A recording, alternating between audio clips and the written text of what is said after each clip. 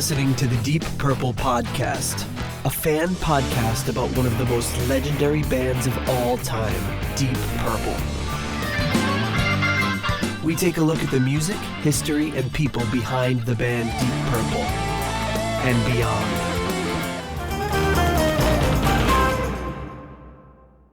Welcome to the Deep Purple Podcast, the first and only podcast devoted to one of the greatest bands in rock history, Deep Purple. Today's episode is episode number 290, Whitesnake, Into the Light, the solo albums. And coming to you from the suburbs of Chicago, where the rock is not the only thing that's progressive, I'm your host, Nathan Beaudry. And coming to you from the suburbs of Providence, I'm your co-host, John Aviation Matola. North Carolina. I don't know why that was so funny. Is it because it's so obvious? No, it's because it could have been a bunch of things that I'm trying to make it not obvious. And so the only thing I came up with is aviation. Yeah, that makes it pretty obvious. Yeah, I got one. Well, no. First in flight. You know, No. you see them on every license plate, right? Yeah, but it's Ohio. Oh, shit. The birthplace of aviation pioneers, the Wright brothers. That's where they were born, but they did it in North Carolina? See, yeah. So I still screwed it up. I said it in Spanish. I don't know why. Yeah, see. Yeah, we're talking about Ohio, but let me say it in another language. Yeah, so de nada. Yes, the hermanos Wright, hermanos Wright were born in Ohio. Yeah, and I guess the whole Kitty Hawk thing happened somewhere else. But yeah, threw you for a loop, Nate. So that's kind of like when you cross over to Kentucky, like, oh, the birthplace of Lincoln. It's like, yeah, but nobody really knows him. It's like that's the best they can claim in Kentucky is like, oh, Lincoln was born here, yeah, and he lived there for what, like a year, and then he moved to Illinois or whatever. It's like, okay, it's cute. It's cute that you claim Lincoln, but he's clearly an Illinois guy. Yeah, I mean you can't argue with the court of public opinion here. The court of public opinion, or whatever you call it. Yes. Sorry. Yeah, I think they have like his birthplace is like a national thing in like in Kentucky. Like they made like a little like monument for him. Well, it's just like that. What is it when you're on? Where is it? When we were on, was it South Street in Philly? And there was that old restaurant, like, and it was called, I don't know, whatever it was called, Shemp's, and it was the birthplace of Shemp, and you're like, huh. Was it Shemp? I thought it was like Larry Fine for some reason. Oh yeah, that's right. It was Shemp. Well, Shemp sounds funnier, so it's like birthplace of Shemp. That'd be a great claim to fame. Well, Shemp was brothers with Moe and Curly, right? So he probably would have been born wherever the hell they were born. Yeah, but yeah, I'm sorry, Larry. Yeah.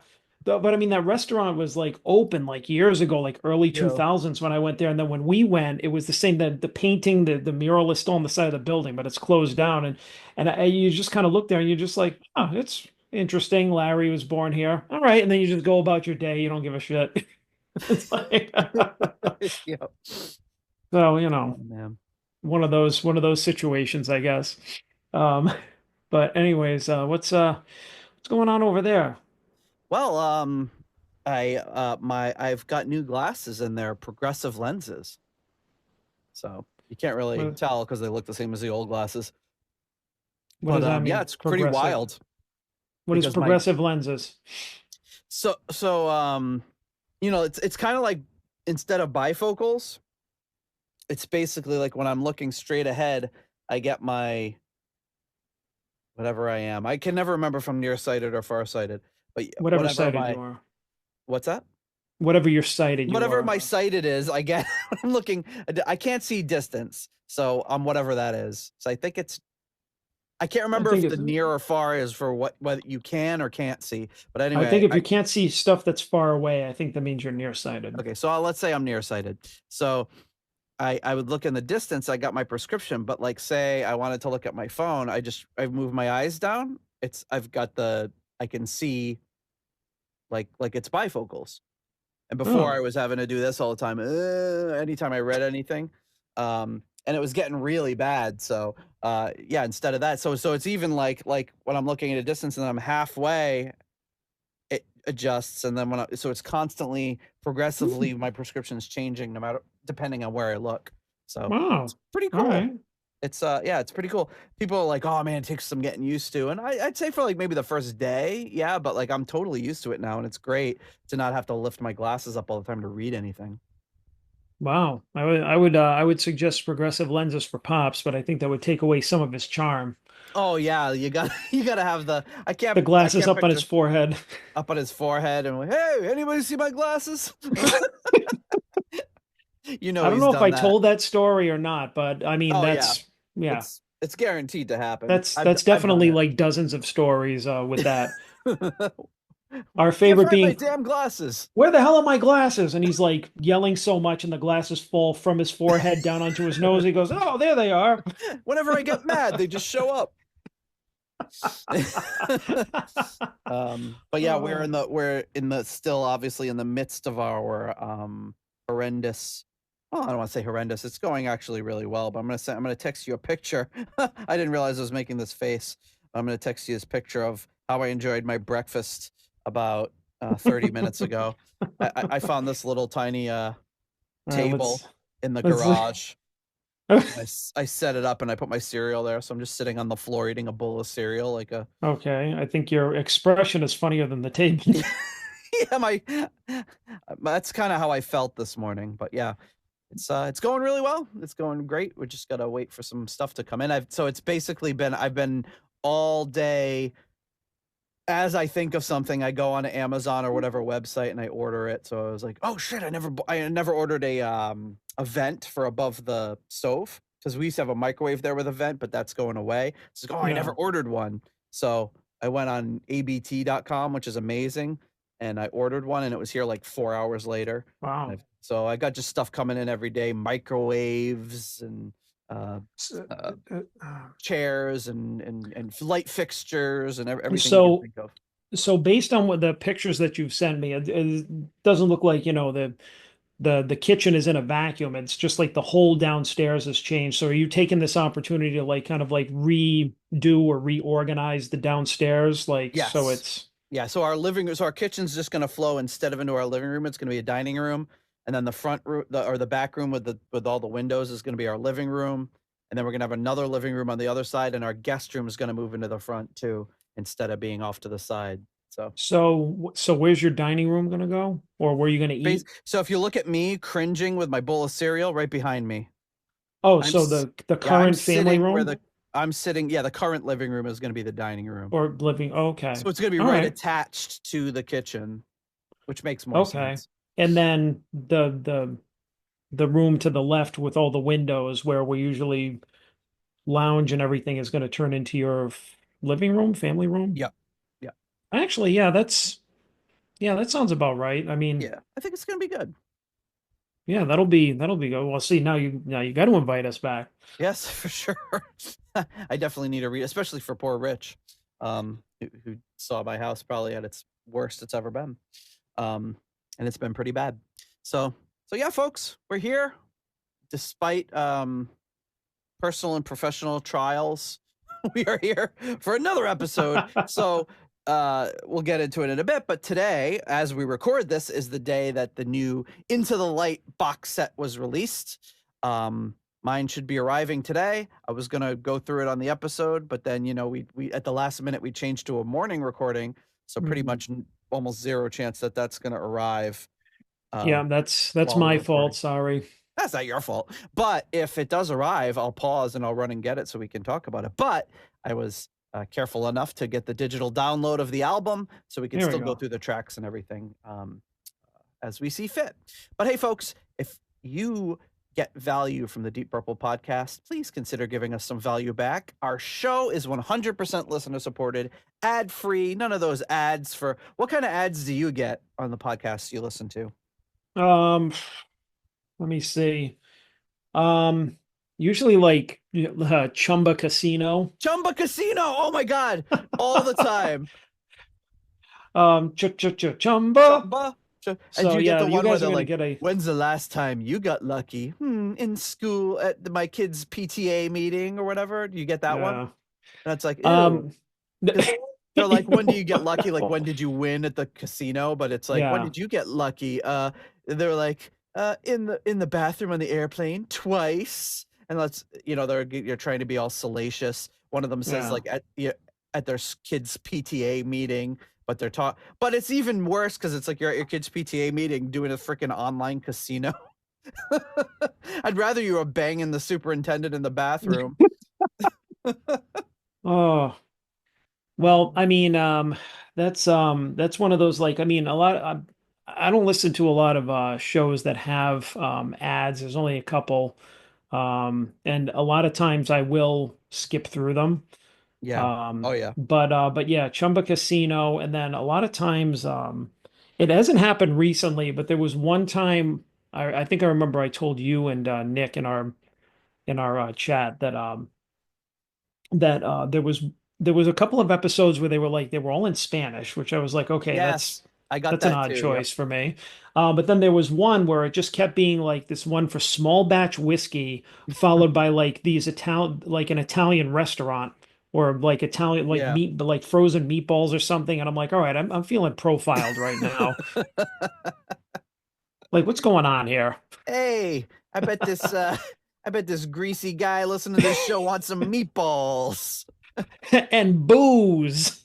I'd be like, "Oh, I'm not eating no frozen meatballs." Oh, actually, I had some the other night. Oh Like, yeah. well, basically, like, to stay on this tangent, Yeah, we want to try make sure we stay on it as long as possible.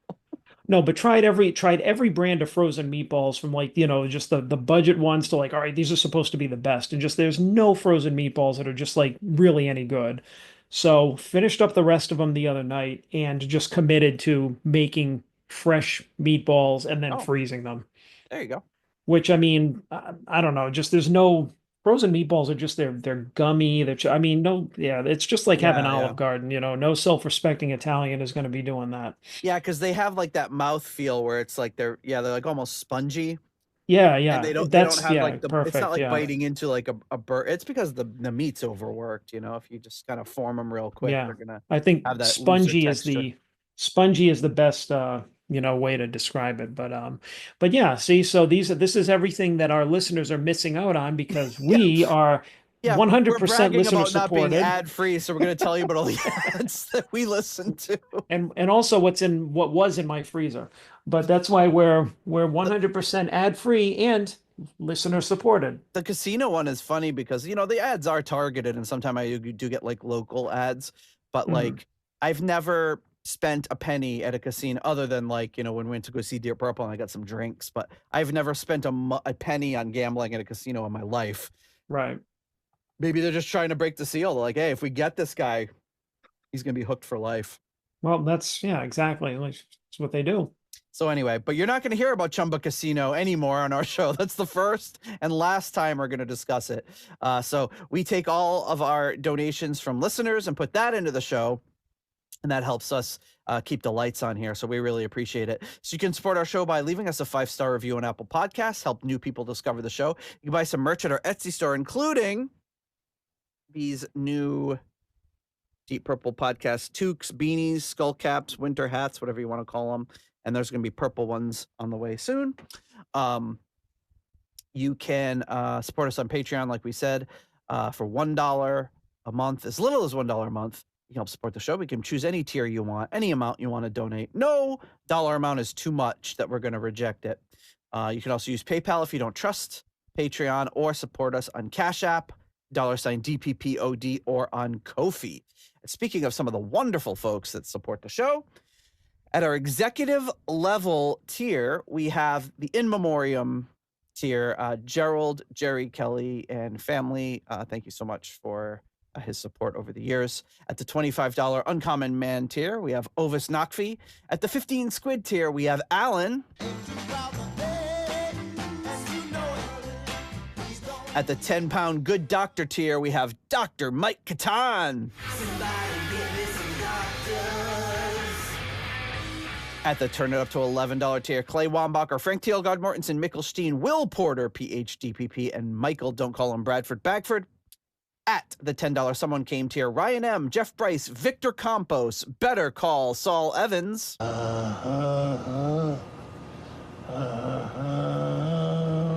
And Peter from Illinois. And at the Hughes-Ween by 2033 tier, Mr. Fielding Fowler.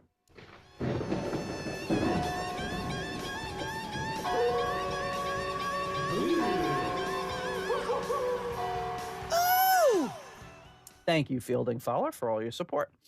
Okay, so the next upcoming rankings show, as we are recording this, will be Deep Purple's Fireball. So if one of the many perks you get as being a patron is you get to vote and rank our songs on our rankings album. So every so often we have started doing these episodes in chronological order of the Deep Purple albums. List all the songs, rank them from 1 to whatever the last song is on the album, 1 being your favorite, 7, 8, 9, 10, or whatever being your least favorite on the album. They all get assigned a point value, and then we do a live stream episode with our patrons where we display what the ranks were, how the songs held up according to our patrons, and read their comments and to discuss the songs in detail. So it's a lot of fun. You also get access to our patrons-only Discord and our rating spreadsheet. And maybe something else I'm forgetting. Please make sure to check out deepdivepodcastnetwork.com for other like-minded shows. And there's a feed there right on that page that just in chronological order shows all the episodes from all of our shows as they are released. Okay, so one last little bit of housekeeping before we get into the meat of today's topic. And that is, of course, Postcards from the Edge of Connecticut. And this week, Connecticut is located here. I'm going to see if you can even tell what this is in the postcard. All right. Jesus Christ, that could be anywhere. Wait a minute. I know, right? Just some leaves and a hill. Leaves and a hill, yeah. I'll get it a little closer to see, because I don't know if I hadn't read the other side, I don't know if I would have picked up on it. Does that look more familiar? I mean, is it Old Man in the Mountain? It is. Hey, I wish I had like ding ding ding ding ding like game show noises. I mean, it threw me off a little bit because it looked like it could be that, but I think it was probably taken from a different vantage point I think it's taken from Vermont. It's so far away, and it's usually like all of these leaves in the foreground. Well, yeah, usually there's a close-up of it, or it's like, always from the side, but I've never seen it with like leaves and like a grassy hill in the foreground. So that's the first picture I've seen of it like that. I feel like they gave this photographer the job. Hey, John, today we got to make those postcards. Go over to the Old Man of Mountain and get a good picture, okay? Oh yeah, I got it. And he's like, screw it. He's like, I'm tired. I'm not marching through the road. Look at all that brush. I'm not getting through that. I'll just take it from here. It'll be fine. But yeah, Old Man of the Mountains, Franconia Notch, New Hampshire. This New Hampshire landmark created by nature and framed by autumn gold. A lot of autumn gold. Rates among the wonders of the world. Okay. All right. Let's settle down. Old Man of the Mountain, one of the wonders of the world.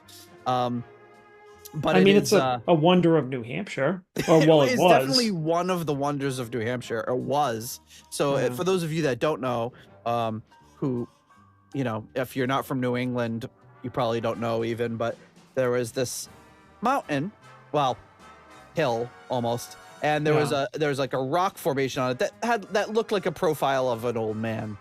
So they called it the Old Man of the Mountains. But in like, I don't know, 20 years ago or something, it just like fell apart. It just collapsed. Yeah. So now it's gone. Wreck of the mountain. But yeah, if you weren't familiar with that, I mean, John did an amazing job picking that out, because this is not the greatest picture I've ever seen. Anyway, here's the text of the postcard. Nate, here's a greeting from the Old Man of the Mountain, Pete. There you go, short and sweet. So I mean, leave it to Pete to get like one of these postcards like way off the beaten path. Like that looks like no postcard of that landmark that you'll ever find in a gift shop up there. Yeah, every other one would be like a super close up of the Old Man of the Mountain. Yeah. Um, all right. So there you go, folks. Old Man of the Mountain. All right. So here we are this week to talk about Into the Light. You're like, to talk about what are we talking about again? Yeah, I totally forgot. But so we've got this solo album by David but sorry. This is a Whitesnake release, sort of. Um, and what happened here is recently David Coverdale got the rights to all of his solo albums, and he made this announcement about it, and then obviously it was a pretty big deal. And we've been waiting for this and talking about this for a while, and it finally got released. And he took his old solo albums and he did his normal David Coverdale thing where he George Lucas Coverdale. George Lucas Coverdale. As we were saying earlier. Did I send you the picture I made of like North Winds with Boba Fett on the cover? Oh, I didn't send it. I don't think so. Not I- recently. okay. Yeah, I'll find that later while we're talking about Okay. this. But Okay. I made a couple of alternate covers because he did like subtly but very well change the covers of the album. And that's funny. I'm looking at it now, but I'll share this up on screen with you. But the cover of Whitesnake is actually so you see it says Whitesnake all one word like the Whitesnake logo instead of the two words White Snake. Oh, okay. Yeah, see, And I wouldn't have really noticed that if I wasn't yeah, it's pretty subtle if you're not looking at it, but over on the bottom of the album, you can see it behind that second CD there, the yeah. Roman numerals. He basically named it 1977 in Roman numerals. Oh, okay. MCM next VII or whatever it is. Um, Hmm. so he named it, but for some reason the one on the right doesn't have that.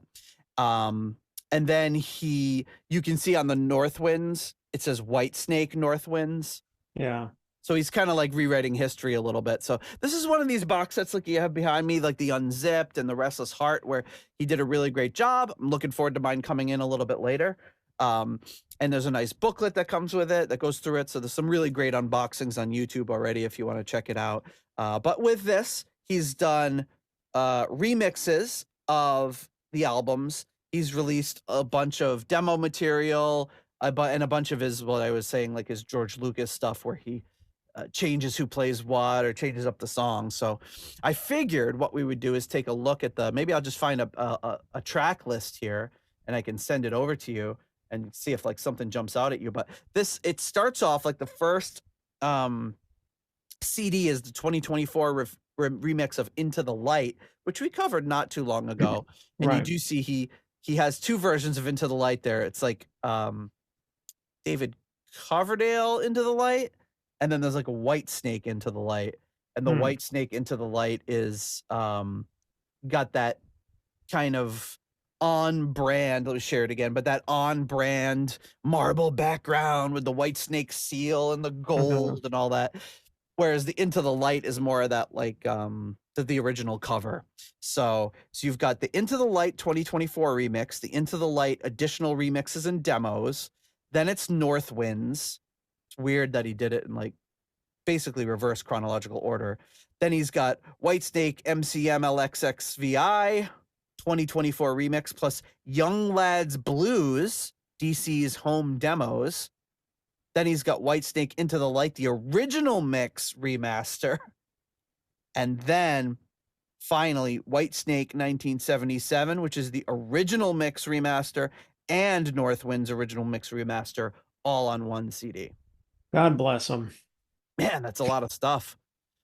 I mean, hey, you gotta give it to Coverdale though. I mean, he is putting together some really cool stuff. I mean, he's working on things. He's giving you, it looks like he's giving you value for your money, but for Oh, things like 100%. these, I kind of like the Machine Head remix. Yeah. It's one of those things where I would rather listen to the original, like I'll listen to the remix or the new version a couple of times or whatever to see how it's changed, but I'm never gonna go to it. Yeah. Like Oh, I of course. like looking at this right now, I'd actually like looking for Coverdale's first two solo albums on vinyl. I would much rather own the original pressings of those and listen to those than get this. Oh I yeah, mean, yeah, that's yeah. that's my preference because I like the originals. But this is also kind of him claiming, um, reclaiming this stuff that kind of he hasn't had the rights to. So it's kind of Right, like which what is is cool. Taylor's version, right? She does this to David's version. Whitesnake, David's version. Yeah, instead of 1989, it's 1977, David's version. Um, but What do they call them? Like instead of Swifties, are they like Coveys? Coveys, hornies. Hornies. Instead of, yeah, well, yeah, Taylor Swift fans are Swifties and Coverdale's fans are hornies. Oh, darling. um, Oh, but oh, that's yeah, I even mean, better. Yeah. you're right though. Like it is a great value for the money, and as a collector and a fan, yeah, like there's part of it is like, okay, yeah, he's tampering with all of his old stuff, but it's great because he's giving you the original albums as remastered, so just touched up so that they sound really, really great.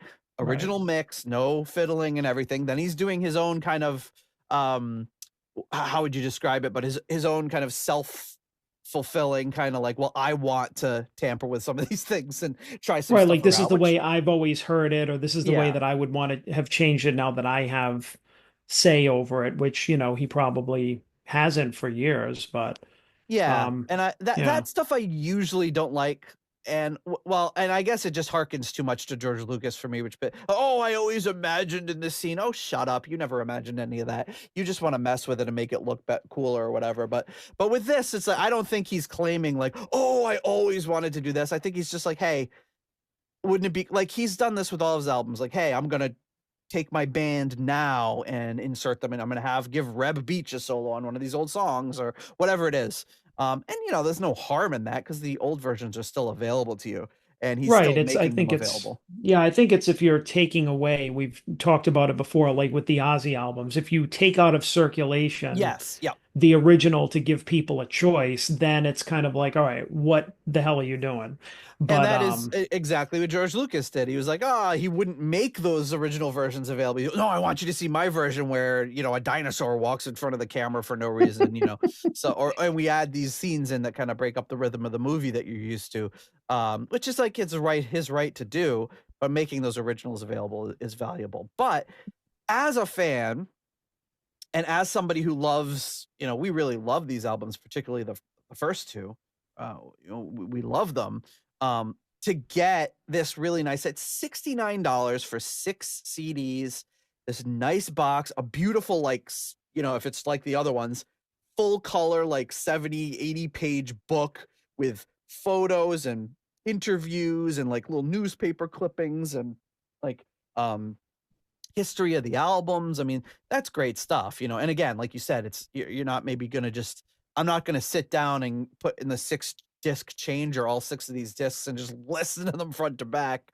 But it's cool right, to have right. like a document as a reference point, but then also get to say, okay, here's the original albums in the highest possible quality that I can get them right now, so you can listen to them like that. Yeah, and I mean to be clear too, I mean I think that it is a very cool thing that he's doing because there are many different types of collectors or fans, and I know that there are a lot of people out there that like you bought it that Yep. like to have that stuff, the physical collection. I think a lot more I've seen for you like the books and the booklets and the accompanying stuff with the pictures and the interviews and stuff more so than the music, which you can stream or listen to the original or whatever. And then there's which I think is valid. I think Yeah. it's that's great for the fans out there that want to collect that stuff and have it.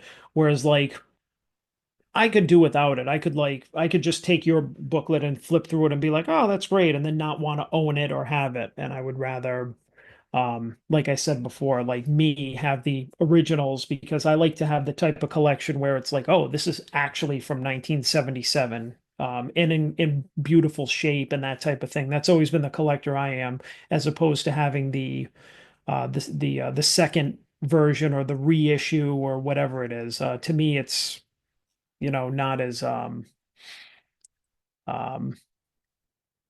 not really the same. So yeah, that's really the type of collector that I am, especially these days. I'm not trying to accumulate a ton of new crap either. So Yeah, that was my philosophy until we started doing this show. yeah, I Although, know. but it's like it's kind of cool because it's like really the only thing that I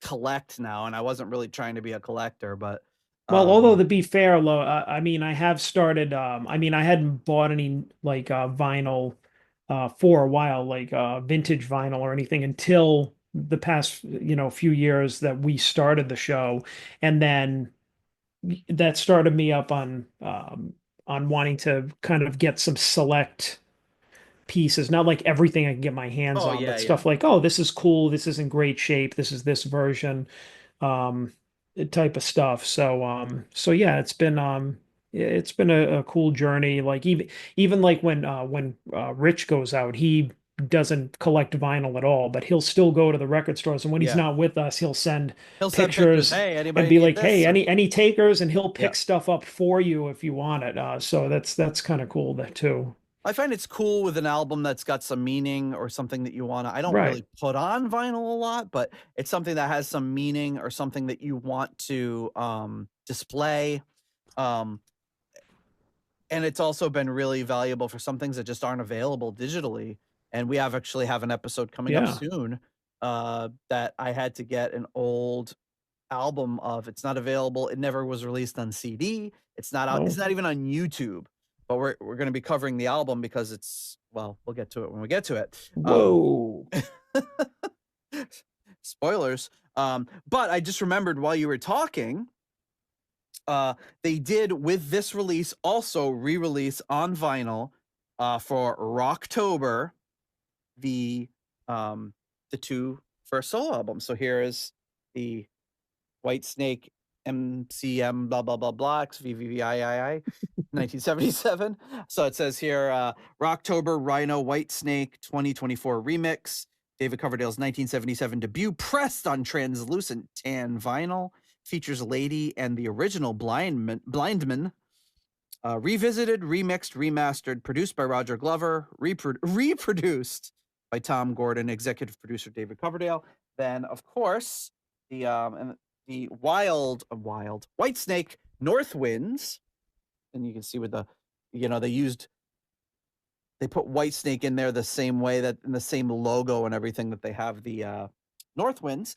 And Right. again, So North doesn't Winds. jar your eyes. Yeah, I mean, honestly, you kind of look right past it because, I mean, at least you kept the albums for the most part. Although I did a remix of this white. I guess I should put them both in the show notes here, but I did one of this where it's that picture of David Coverdale like crossing his arms like a mummy with that weird pencil mustache. Yeah. Did Yeah. you? Did I send you that one? Yes. Yeah, Yeah. that was.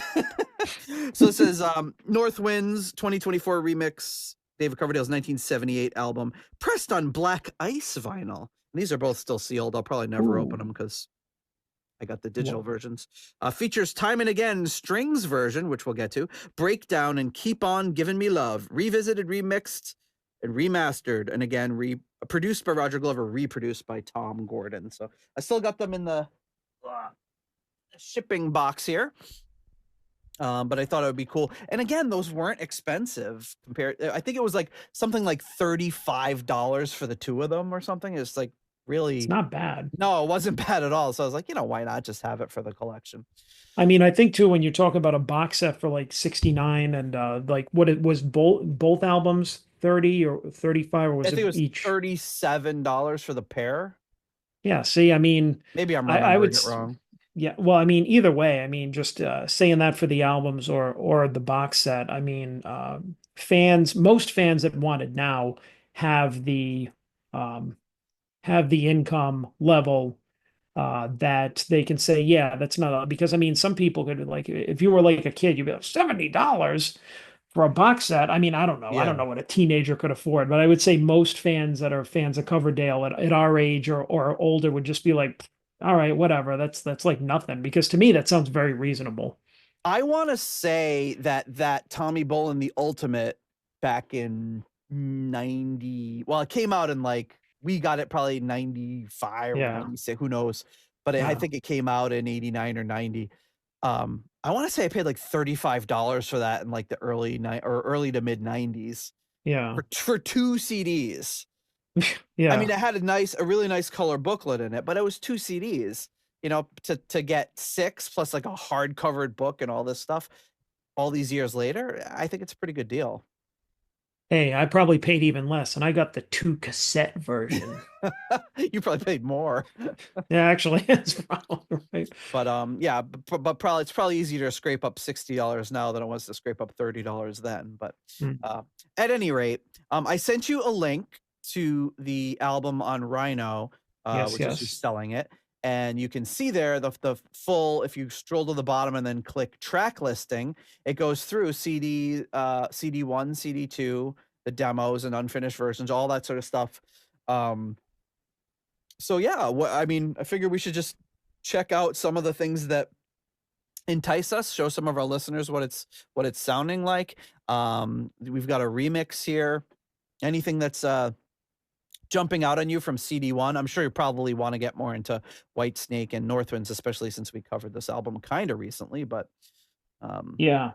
I can't for some reason I can't really I can't scroll through and look at it myself without like fucking up our meeting. Like it's like said low system resources, oh, okay. probably from me for some reason. I don't know why opening a web browser would be a problem, but You never know.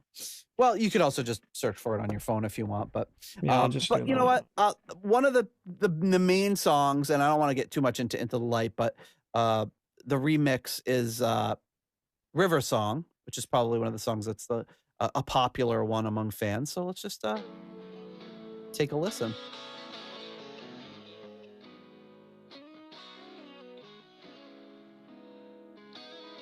That does sound quite a bit different.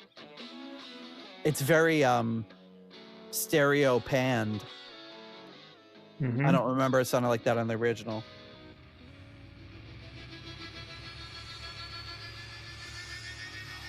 David Coverdale's Little Wing.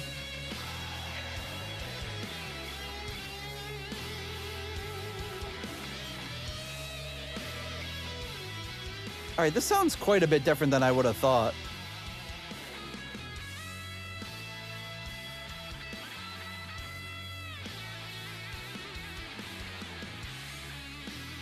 Yeah, I don't know it well enough to really know.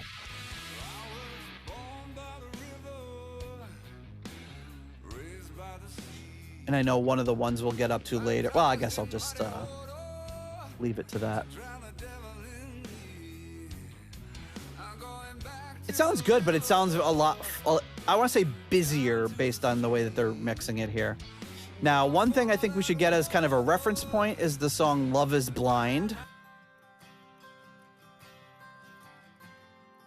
Just because I see what's coming up on this second album, or the second CD rather, is there's a strings only version of the song. So we'll have to hear what the differences are here. Well, I see that they have this on the Northwinds. Love is Blind. No, a strings only Oh, yes, version, a yes. piano Yep. version of Time and Again. Yep. I'm just kind of looking ahead here, and that was the one that kind of came out and made the biggest, ruffled the most feathers, I should say. I'm sure. All right, so you get the idea of what the acoustic version sounds like. Let's listen to the strings version.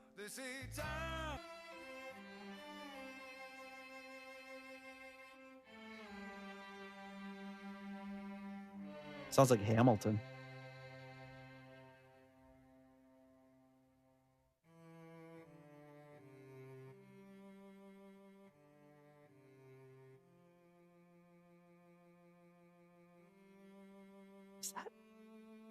Sounds like a synthesized string.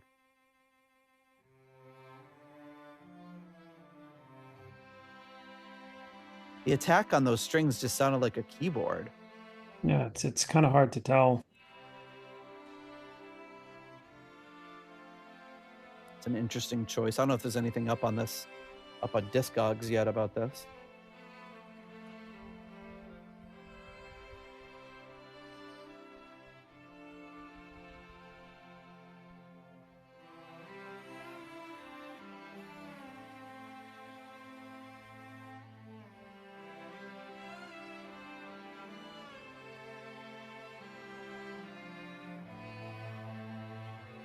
When they say strings only, do they mean really just strings, no vocals?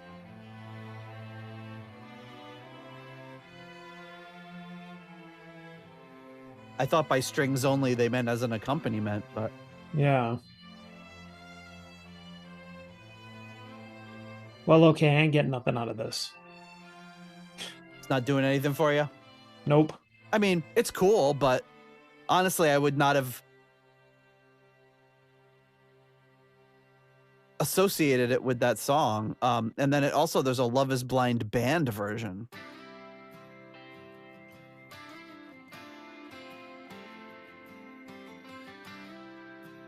It's got the little Hammond organ in the back.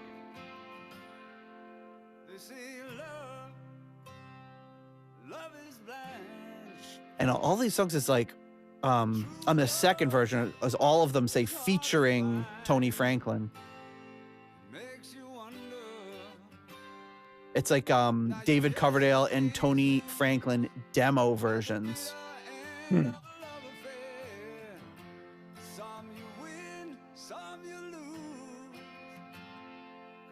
There's a demo song called Lust featuring Tony Franklin. Lust. Surprised he hasn't used that one before. I know, right? Lust. So sensual. Fooling Yourself. Veda of Cassandra. So these are all like, some of these are songs from the album and some of them are...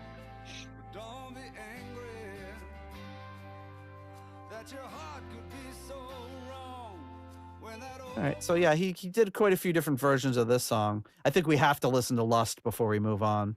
Okay. A little different feel.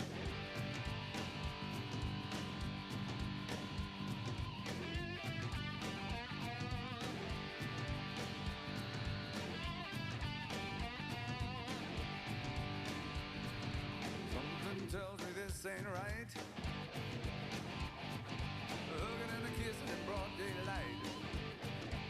Did you say hugging and a kissing? Yep. Something's not right. Hugging and a kissing. And broad. I mean, it's got that. It's got that "I want candy" type of. Oh yeah. Good feel call. to it.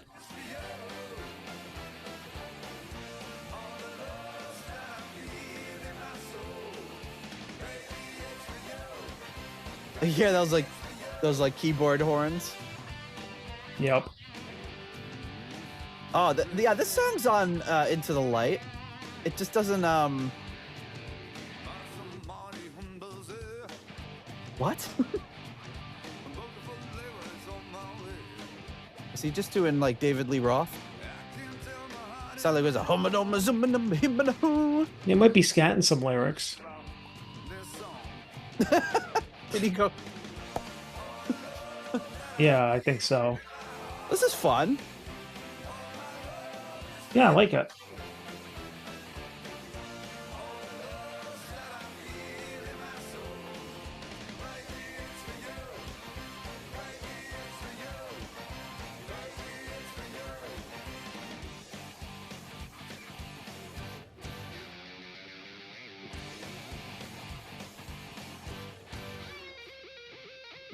Nice.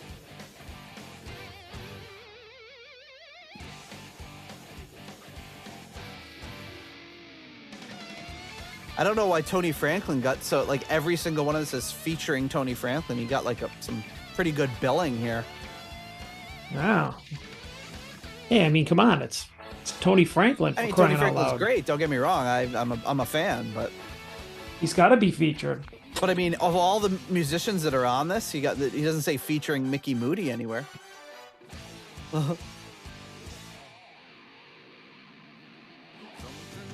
Doing like kind of a Led Zeppelin thing. Ba, ba, ba-doodle-dee-doo-doo-doo-doo-doo.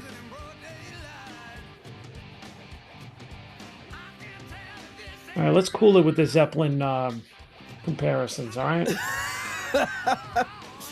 What came up the other?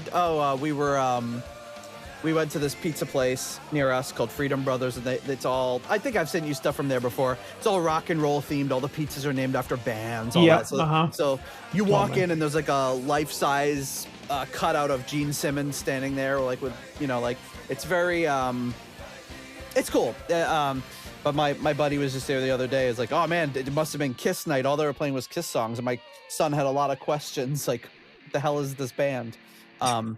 But we went the other night and they played like a live Robert Plant, Jimmy Page with a band sort of thing around cover. I think it was that tour they started like right after after Coverdale Page. And yeah, Jen was like, who is that? Is that David Coverdale? I was like, ooh, don't tell John you said that. And then I told her about how Plant called him David Cover Version, and she thought that was pretty good. Yeah, I figured. I don't know. I like that song. It's obviously the keyboards are a little cheesy because whatever, but like I don't know if they intended it to be real horns or if they were just kind of messing around, but it's a fun song. And there's a lot more, so look forward to getting into some more of these. Yeah. Okay, so then we move into, I guess, Northwind's territory here. Let's see. Yeah. So we have, and I think for these, if you could beef up the volume just a little bit. Oh yeah, for sure. Kick it up a few scooches there. All right, so the Northwind's remix, I would say, yeah, Time and Again string version would be if he's actually singing on it. So there's the Time and Again piano version, Time and Again strings version, and Time and Again strings only. So string version he's going to be singing. I'd like to hear that one. Let's kick it off with the piano version and see if it's noticed. It's just a remix, but there's really only piano, vocals, and then that like synth thing they do. So it is it's an electric piano, but it's a different one. You can hear it. It's too bright. Right. Yeah.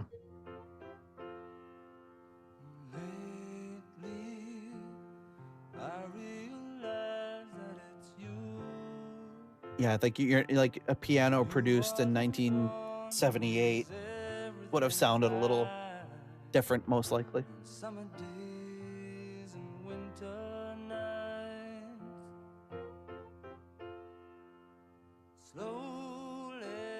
And if you've listened to our past episodes, that this is one of my favorite, maybe my favorite David Coverdale song of all time.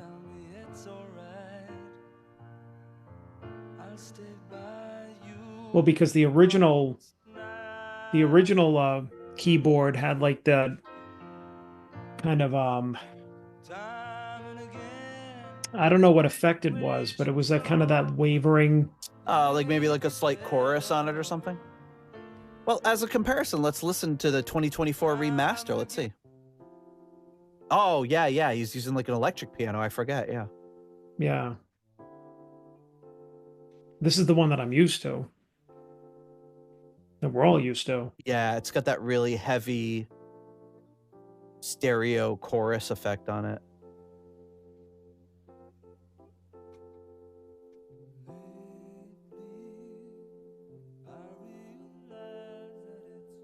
Vocals sound quiet. I don't know if it's just in comparison to the other version.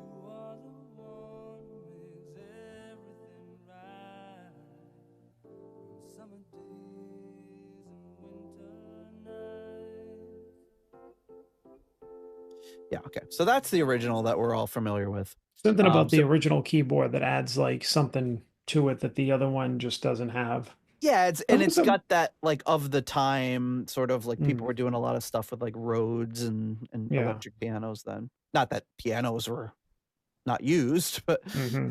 okay, so that is a comparison of the piano version, which is I guess why they emphasize piano. And then there's the strings version. So let's listen to the strings.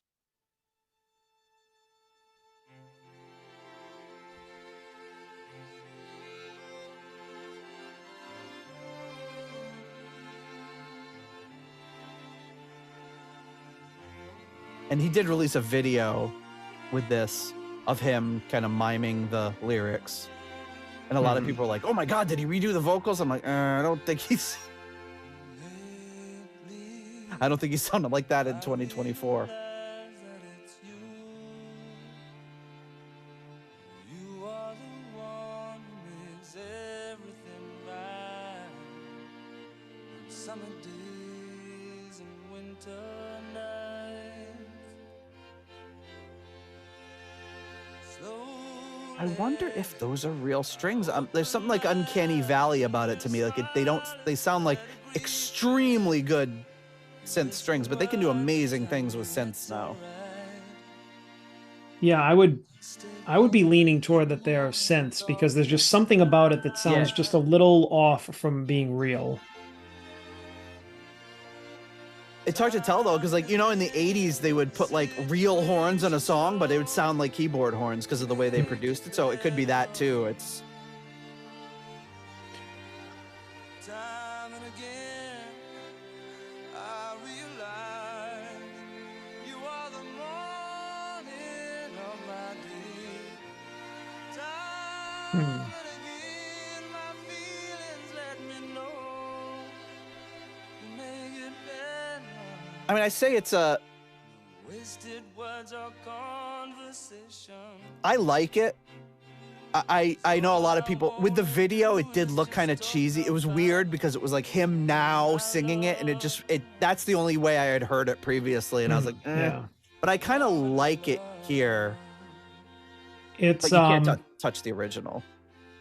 yeah, I would say it's I never thought it's a cool version, and I'm not saying it because it's not the original, but it's like I was hoping that it would be that I would like it better with the strings. I don't know if it like in theory I feel like this song would lend itself great to just a strings version, but Yeah. I don't know. I think even the remixed piano version with the other piano on it was probably better.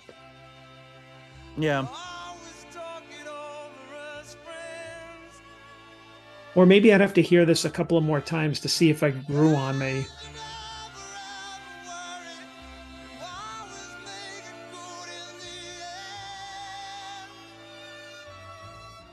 It's going to be hard until I get the actual box set to look through it and say, like, you'll be able to tell from the credits, like, they're not crediting any arranger or anybody conducting the strings or anyone Right. playing the strings. Might be like, this song might be like David Coverdale vocals, so-and-so keyboards, and then you'd know. I would say original version, other piano version, and then this one in terms of how well I like them just upon first hearing them. Wasted words or conversation. Because I think the remix piano version I would probably listen to that more than this one. This one I feel is kind of a novelty. Yeah. All I wanna do is Although I feel like if he was he was doing like a um Starkers in Tokyo type of thing, Oh, yeah, yeah. and he performed this live like this, then I would be more inclined to think that was cooler than listening to a studio version of it with new strings and his 77 vocals on it. It You would know what I be like mean? he would do like a G strings in Tokyo, just Coverdale in strings. Oh, He'd jeez. have like a string quartet. Oh, hi, darlings. Ah, The G string quartet is accompanying me today. But I think I probably said it years ago when we covered North Winds. But not just I mean, plenty of people are good enough singers to do it, but I think it really, really highlights how incredible a singer he was Oh yeah, I at mean that that's time, to just do mhm. that with just the keyboards and it's even someone of his skill level and who sounded as amazing as him, I'm sure was felt a little uh, self-conscious almost doing a song that was that stripped down after being in bands for so long. Yeah. And I think that's kind of why, like, songs like that, you know, there's plenty of like Eleanor Rigby, for example, is like a kind of like trying to harken back to this, just Paul McCartney singing over strings, or Paul McCartney doing Yesterday with just him and an acoustic guitar and then some strings, and Glenn Hughes doing This Time Around. Like, I think there's something about songs like that. They're all kind of a similar nature in that they're kind of melancholy songs, but it also highlights those particular vocalists and why they are as good as they are. So we're gonna. Are you interested in hearing anything else on this one? I don't know. Anything jumping out at you? I maybe a snip of "Keep on Giving Me Love." All right, let's do it. Keep on Giving Me Love, 2024 remix.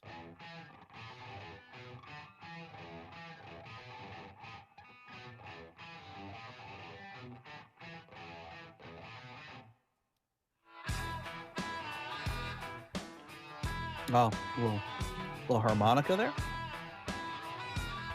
Yeah, I want to see what he added to it. Yeah, honking on Bobo a little there.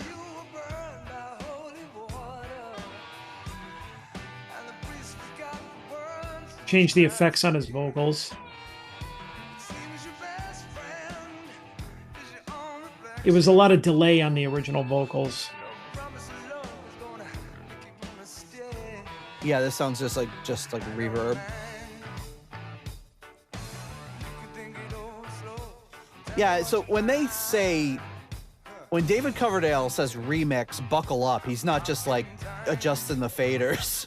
Like, he's adding instruments. He's like, which is cool. You know, I like to, it's nice to hear these things kind of reimagined.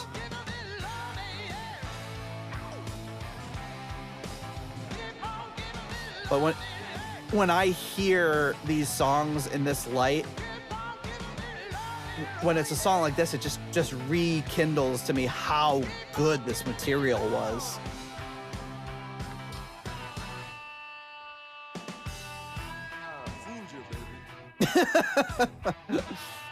Actually, now that I'm thinking about it, I think he brought the harmonica up in the mix, because I know there was one kind of buried in there a little bit. Well, we can answer that question in a minute. Listen to the remaster.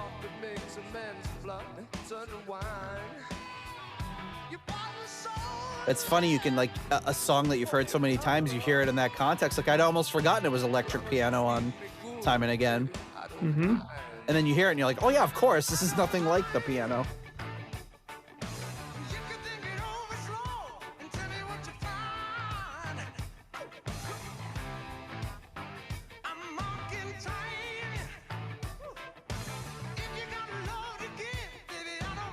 All right, so I'll let him get to this, through this chorus, and then we'll kick it to the original remaster and see all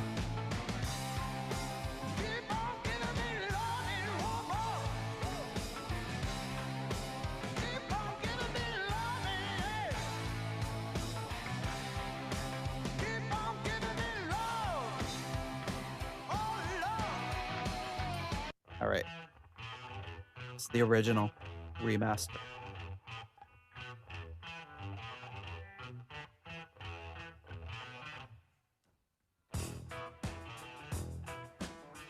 I feel like the bass is more in your face on the original.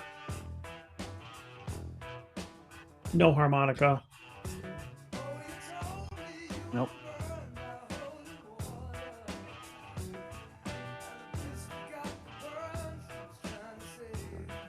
Yeah, and he does have that kind of, it's almost more of like a micro shift sort of delay on his vocals, from what it sounds like to me anyway.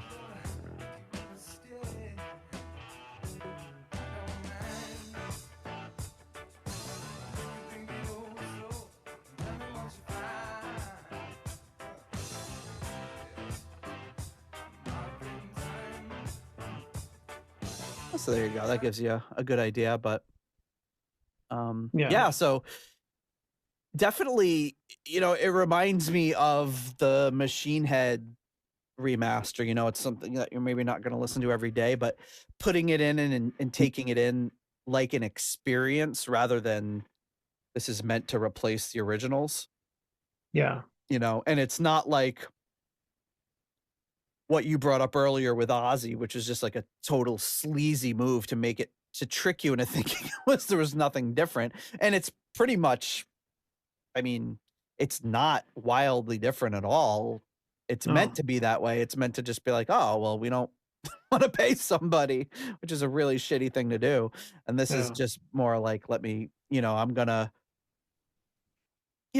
somebody like him too, that's not able to sing at that level anymore. I'm sure he still has that creative urge and wants to do some new things. So he's trying to get in the studio and play with some of this old material that he hasn't been able to mess around with or release. So, all right. So that's like, and oddly, that we put Whitesnake here towards the, towards the end of the box set. But before we get that, we should get into some patrons before we pass them by. So of course the next patrons to thank are our what do we have here? Core level patrons, right? Yeah, it's core level. All right, so let me just see here. Oh, here we go.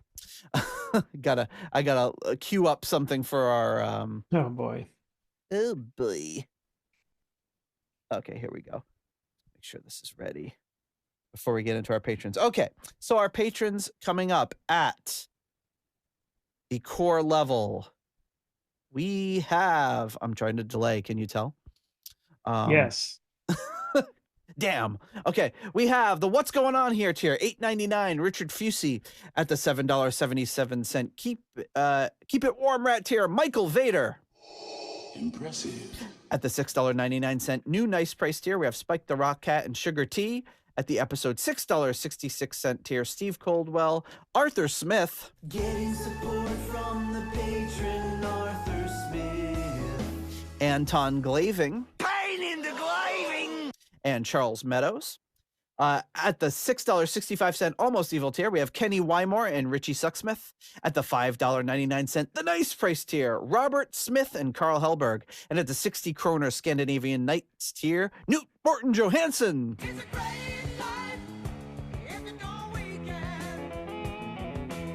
At the $5 Moneylender tier, John Convery, German Heindel, Adrian Hernandez, Jesper Elman, Alexei the Perfect Stranger Slepikov, Kev Roberts, Percival Frequency, Scott Zerns, Cynthia Doobie, Raf Kaff. My Czechoslovakian is not so good. Coyote Bongwater. John Maselli.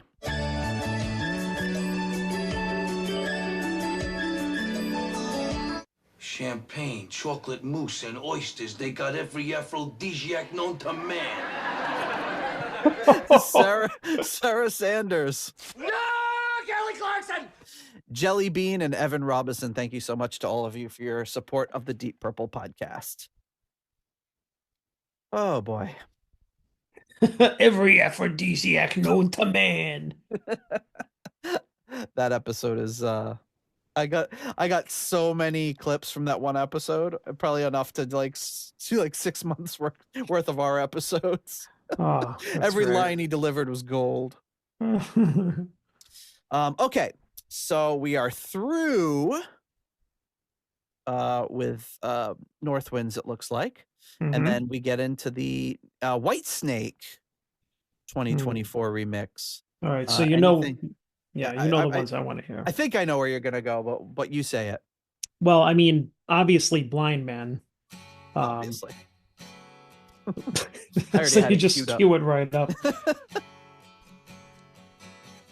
That's got to be a new guitar. That sounds way too good. I was dreaming on the bed. He buried that synth or that keyboard that was originally on there too. Yeah. Actually interested to hear how he mixes that, if at all, into like the kind of crescendo of the song toward the end. I can hold on another day. I was hungry, feeling low. Not hating it. No, I mean it's Couldn't make sounds great. out which way to go. Chasing rainbows that have no end. But so far, it seems like the bass is a little more buried on these. Yeah.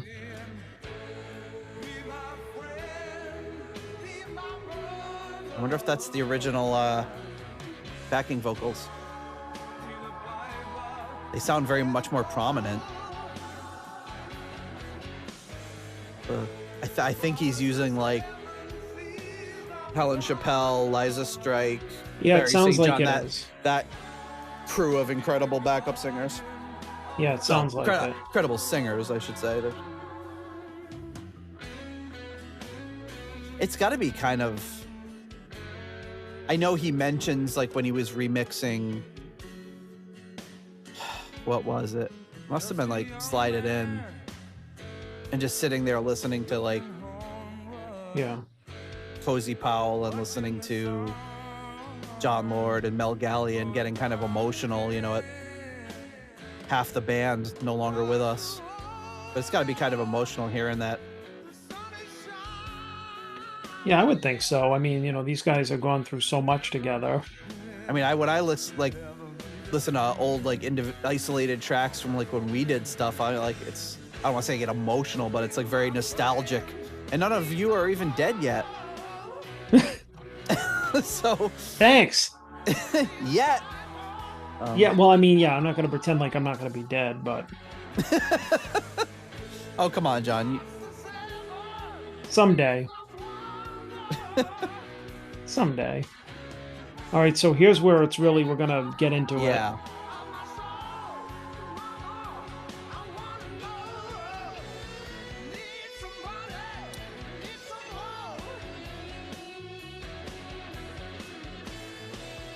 Is that like synth or guitar?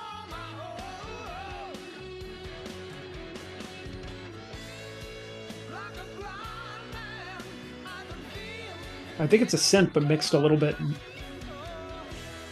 Yeah.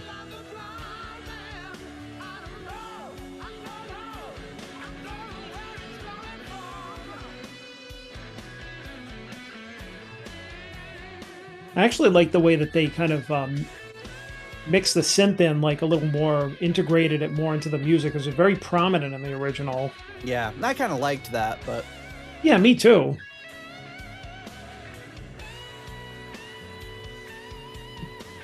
But I kind of like how they pulled it back a little bit and made it more part of the song, like integrated all the instruments together.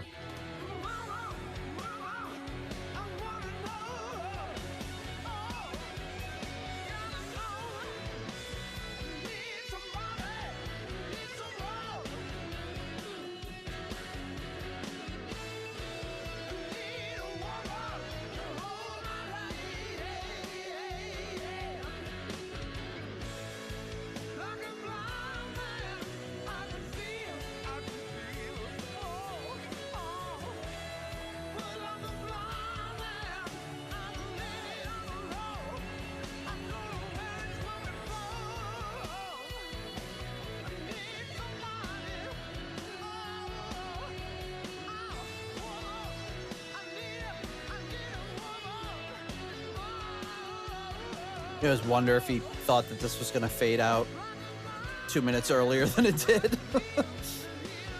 But it's like when you're listening to all this, it's like, yeah, why fade it out? Yeah.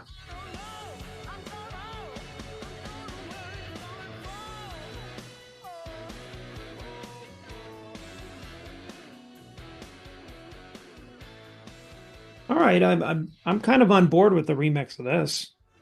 Yeah. I do want to just, with that fresh in our ears, listen to the remaster of the original mix.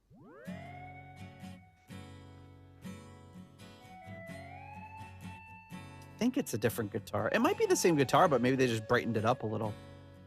Maybe. I was dreaming of the past. Why do good times never last? Help me, Jesus, show the way. I can hold on another day. I was hungry. That bass is just in your face so much more on the original. Yeah. So let's skip to the ending here. I mean, it sounds not super far off. Oh, yeah, I forgot about those nice little bass runs at the end. Just Yeah. like one of those, like, Well, because the bass was mixed very prominently in the mid to late 70s on a lot of Yeah. stuff, so which is not hating that, but yeah, which is one of the reasons the 70s was one of the greatest eras of music. the greatest eras of bass. The bass got the credit it deserved. I think it's here at the end.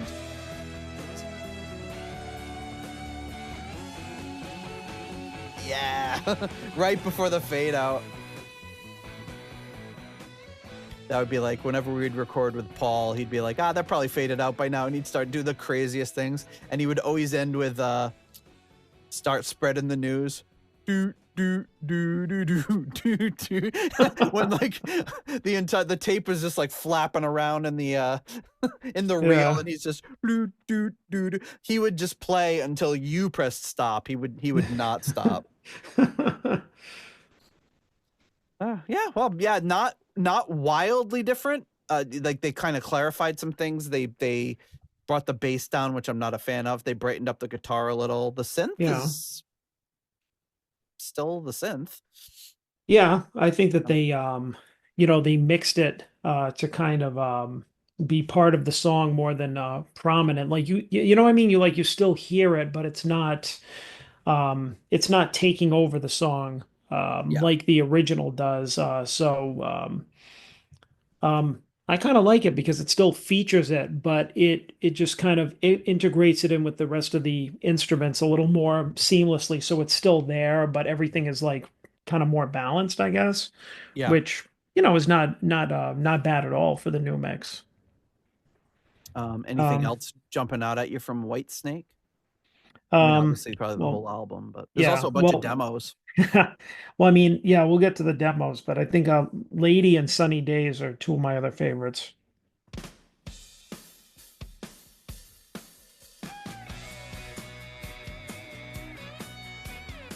This is a great. Doesn't sound that different. No, didn't he change this on like one of the releases where this wasn't like? So he's changing the order of songs. I can't tell. Is this the remix? Yep. It sounds. Sounds like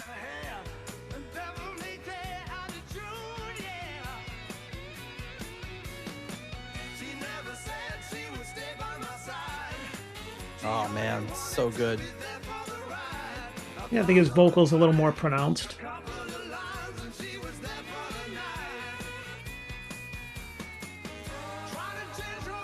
A lot of talk about. I forget about how much they talk about cocaine in this song.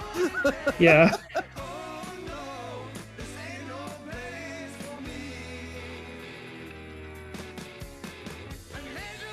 Yeah, I'm gonna be rocking out to the remixes and remasters of this all day. I can tell you that. Yeah, this one doesn't sound crazy different. No.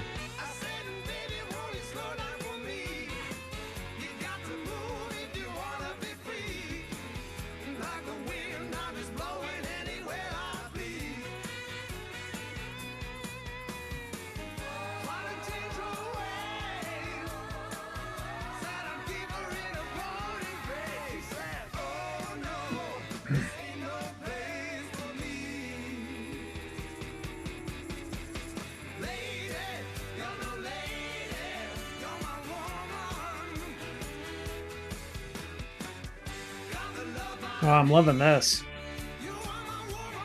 Yeah, this is great. See, this is how I like it, where there's like subtle little differences in the mix, but not enough to change it where you're like, nah. You should have just done a horns only version, just him and the horns.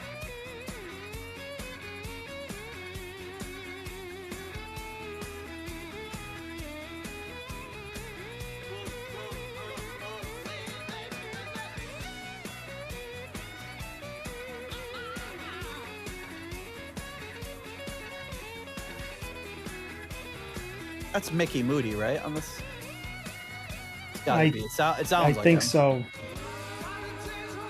I forget.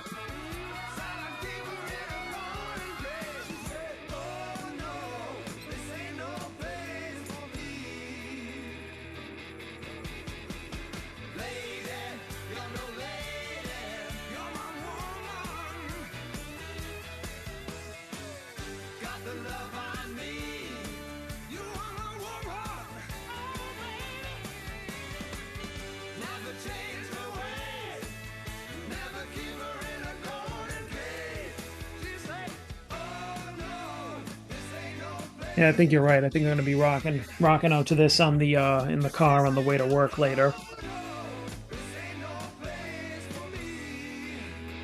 I'll be listening to it as I disassemble a bed and lug it into the basement.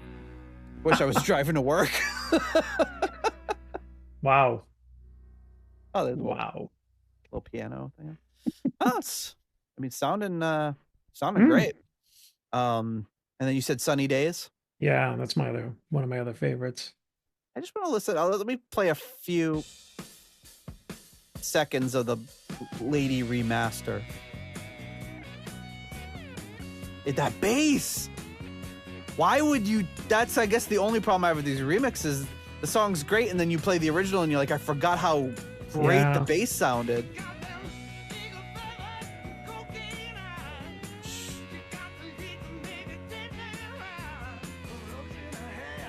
Yeah, you're right. The bass is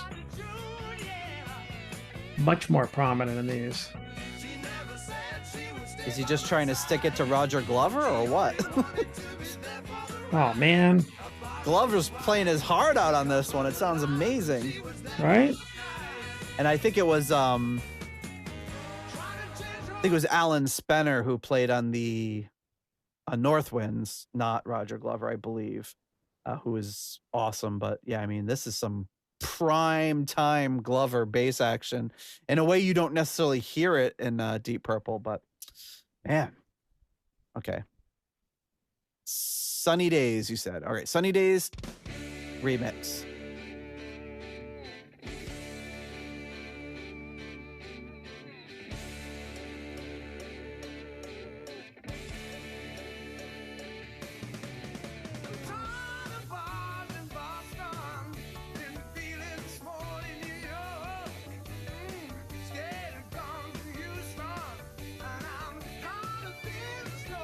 Classic Listing Cities song. Yep.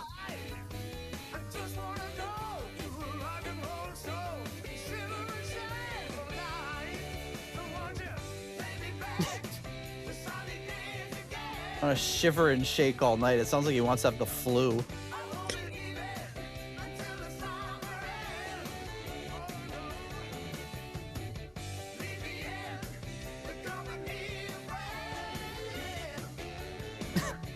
I forgot about some of these lyrics.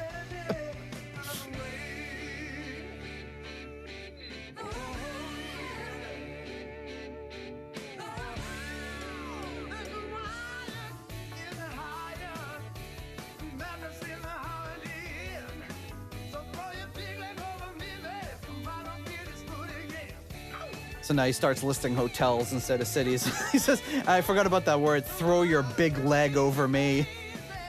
What's going on there? It just makes me think it's a woman with one big leg and one regular size leg. Yikes.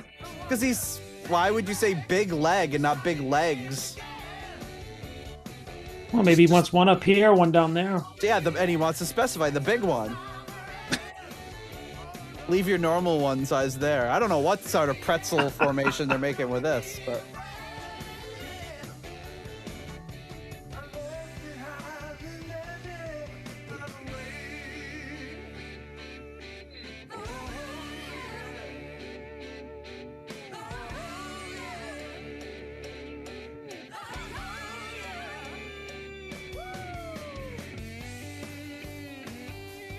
another Mickey Moody solo. But yeah, it doesn't sound like.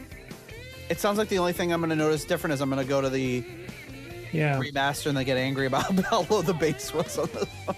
I'm detecting a pattern. Like I can hear Roger's bass. Oh yeah, but it's going to be like punching you in the face when you hear the remaster.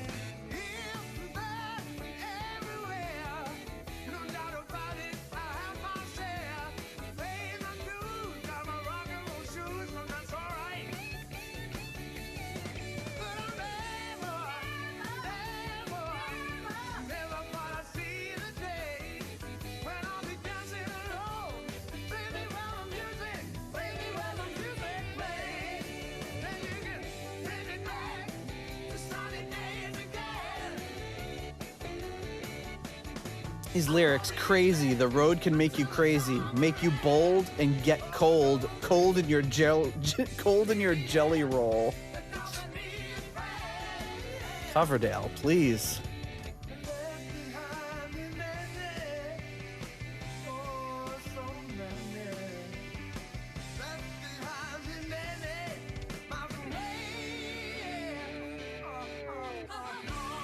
All right.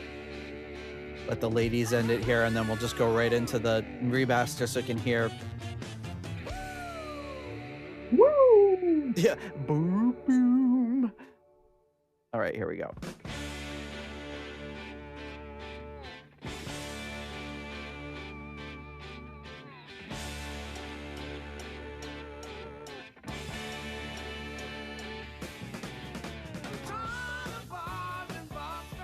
Yeah.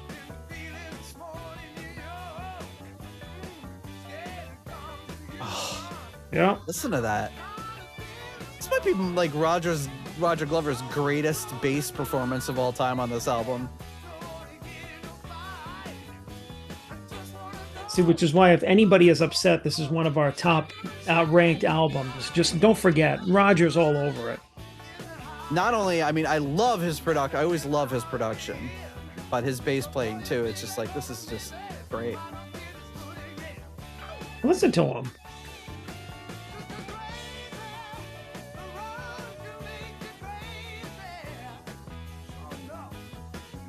Those are boom, boom, boom, boom, boom. Like those little like runs he's doing up. Yeah. Great stuff.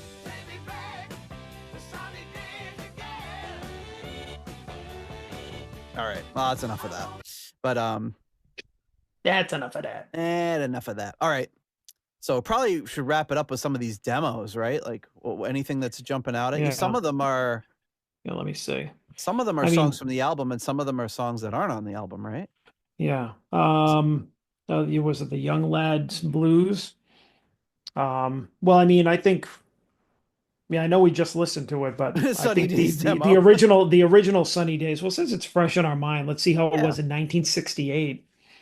Oh, this is from 1968? What says DC's 1968 home demos? Oh my. So I didn't even know until I read that Sunny Days was that old. No, neither did I. No, by the time he recorded it. All right. So yeah, I'm looking here. Let me, But 'cause I'm the just looking other at songs, the I file don't know. names. So let me see. Yeah, the other Oh, I songs on see. Yeah, here yeah. is his home Sunny- demos. I've never heard these other songs, I don't think. All right. Well, yeah. Well, let's get right into it then. Sunny Days demo. Coverdale playing guitar. I sure know where I'm going and my wheels will take me there. Though I somehow like the feeling of adventure. St. Christopher is sure to be the master of my destiny. And if I'm gonna make it, I'm sure he will get me there. It's all religious. He changed it to all horny. He sounds great. Oh yeah, it's a very young Coverdale. I cannot get together why I feel the way I do. It seems that I just wanna stop and turn around. So take me back to sunny days again. I like how I went from talking about St. Christopher to talking about your cold jelly roll. In the company of friends, yeah. I left behind me many miles away.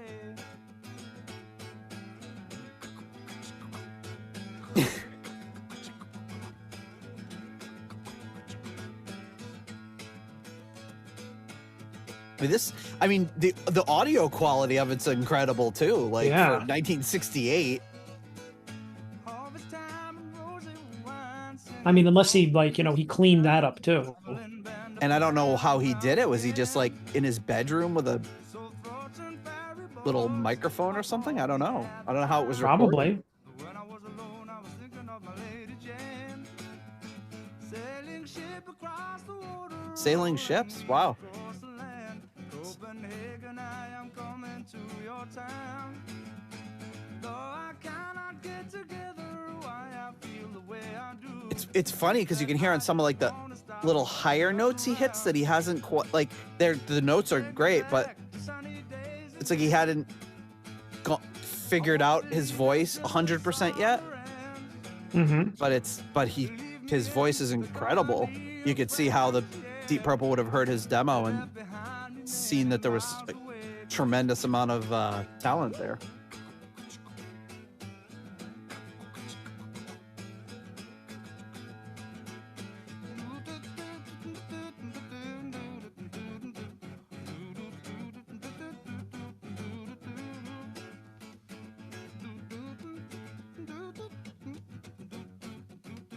Turned into Bobby McFerrin now.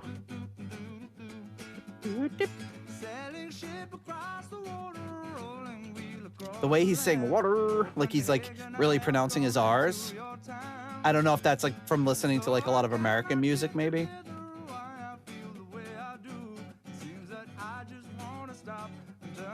But I feel like he dropped that by the time he recorded most of his stuff. Well, think about it too. This is like 68, so he's probably writing a lot of these acoustic singer-songwriter hippie type of songs that just imagine Coverdale with like a corduroy bell bottoms and a headband sitting under a tree at a university playing this to a bunch of Vietnam protesters. This is the song you want in your movie if you're trying to indicate the 60s, man. Yeah, hey man, it's all about peace and love.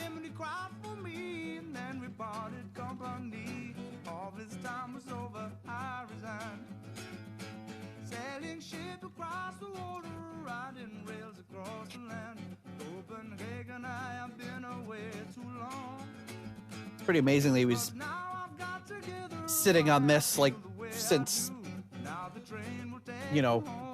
potentially before Mark I released their first album. Just like had this one in his back pocket, and obviously he retooled it quite a bit. And redid the lyrics, but the bones of the song are there.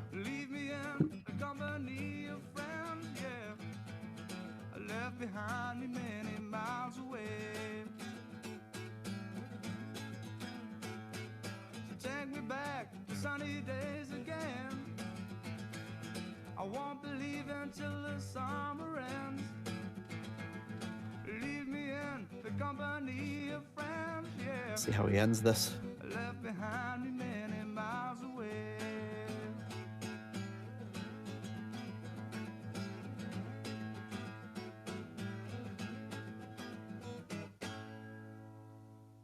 It's very like folky. Yes, very Like folky. Who are some of the folk people that I don't know anything about folk. I'm trying to think of, what's the guy that does that song? Never mind. As I was saying it, I realized how ridiculous that question was. Who was that guy that did that song? John, you know who I'm talking about. I know who I'm talking about, sort of. Yeah, Crosby, Stills, and Nash. Yeah. I don't know.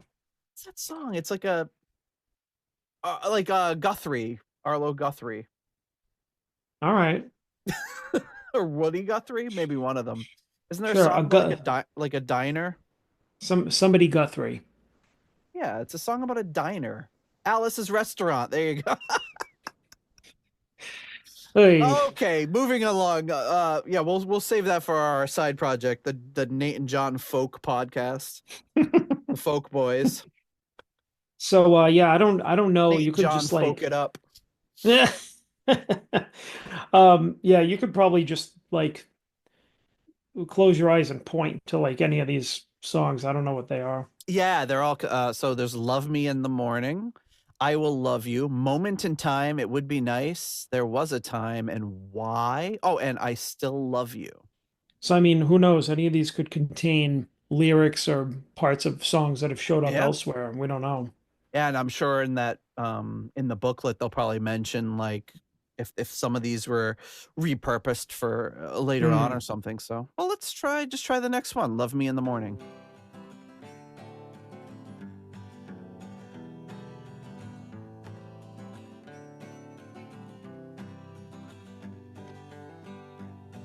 You came to me this evening with a smile Sounds like on Dylan. your face, saying this may be the last time that you come round. Except Coverdale's a better singer. But just by a smidge. Yeah. Blue. Give vampire Dylan. Dracula Dylan. I want to suck your watchtower.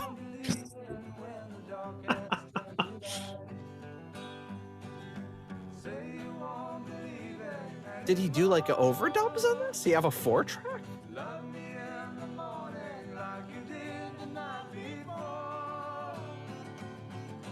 Maybe. I think getting that booklet and the notes on these songs might be very illuminating. Yeah, for all I know, this is a cover, you know.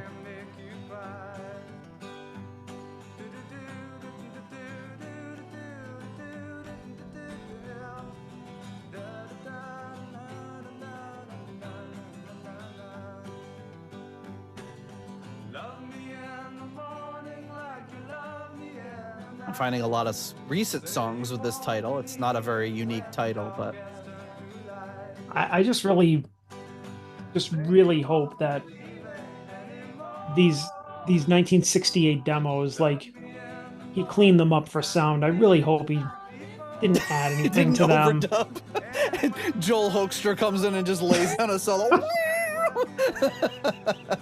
Like, I mean, oh, let's okay. just like let demos be demos, man. You know what I mean? It's like don't touch those up. Like, clean up the sound, but that's it. Leave everything else intact. The way we would do it is you would record something on one tape deck, you'd play it, and then you'd sing or play over it, record it on another one. It's not even like a 4-track. You're just like, you're recording yourself singing along to another tape playing. It could be something as simple as that. Yeah. I mean, it's a really nice little song. Very folky. It sounds like, I'm not seeing any indication here that it's a cover. Of course, maybe somebody's listening being like, "You idiot, that's clearly blah, blah, blah." But not a song that I recognize. And not a song that Google is recognizes as anything unless it's something super obscure. Let me just put "Love Me in the Morning," Bob Dylan. See if that's... There isn't much information. Oh, stupid Google AI. There isn't much information about a song called "Love in the Morning" by Bob Dylan, but here's some more information about Bob Dylan. Yeah, I'm sure it's all wrong, too. Garbage. This AI stuff is pure garbage. Something came up for me the other day. I'm trying to look because I screenshotted it because it was so freaking stupid. Oh, yeah. Google. How long ago was 1919? AI. 1919 was about 20 years ago, or in 1939. Yeah, thanks. What? What? Yeah. So every part of that is wrong. 20 years ago. 1919 apparently was 20 years ago, and that was 1939. The only thing that's close is 1939 was 20 years from 1919.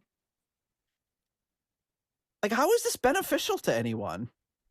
Oh, AI. I got an AI story to tell you after the friggin' this recording. I can't talk about it on the air. No. Well, ooh. It's not it has something to do with work. Scandalous AI. Okay. No, nothing scandalous. Well, okay. Yeah, I've had it with the Coverdale demos. I'm good. I've had it. I've had it up to here with your I'm demos. I'm good. I'm good. Let's wrap this up. I like them. No, they're fine. It's just like I don't know if I could like sit through like all 10 of them or however many there are. What are there, like 7 or 8? Looks like 8 of them. Yeah. Pretty cool. I'm impressed with how good they sound and how good his vocals sound. It's cool. Yeah, interesting. Good. Yeah, and how kind of like fully formed like his kind of folky guitar songs were back there. Yeah, I mean, and he would have only been what, 18 at this point? 17, 18? Maybe. Yeah, he would have been 17 in 1968. That's pretty impressive. But just born with that great set of pipes. Good for him. And his guitar playing is really good too. Okay. So that's it. John's had it up to here, so we're gonna wrap up the show. He can't take it anymore. All right, but before we wrap up, we of course have to do something, and that is to thank our foundation level patrons. Coming in at the £3 50 Deep Purple New York tier, we have Lord Longford. At the £3 aromatic feed tier, we have Simon Ford and Richard Brees. At the $3.33 halfway to evil tier, Stephen Sharp and Duncan Leask. Smoke on the water while you're in the sky.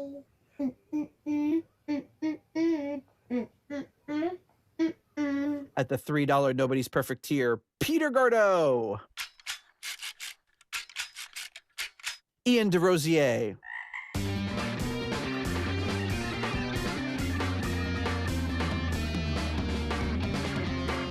Mark Roback. Stuart McCord. Ivan Fjeldbu.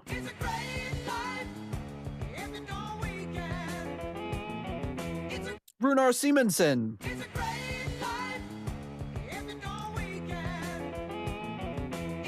Ruinous Inadequacies. Corey Morissette. Ashley.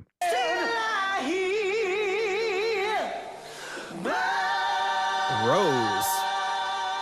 Weston Supermare Pilgrim. Joe Dopefish Sigler. At the $1.71 I Want My Own tier, we have Rich Youngwe Shaylor. Who the hell is that? I know who Rich is. Rich is my favorite. At the 10 kroner tier, we have Karsten Lau. Cold, hard Danish kroner.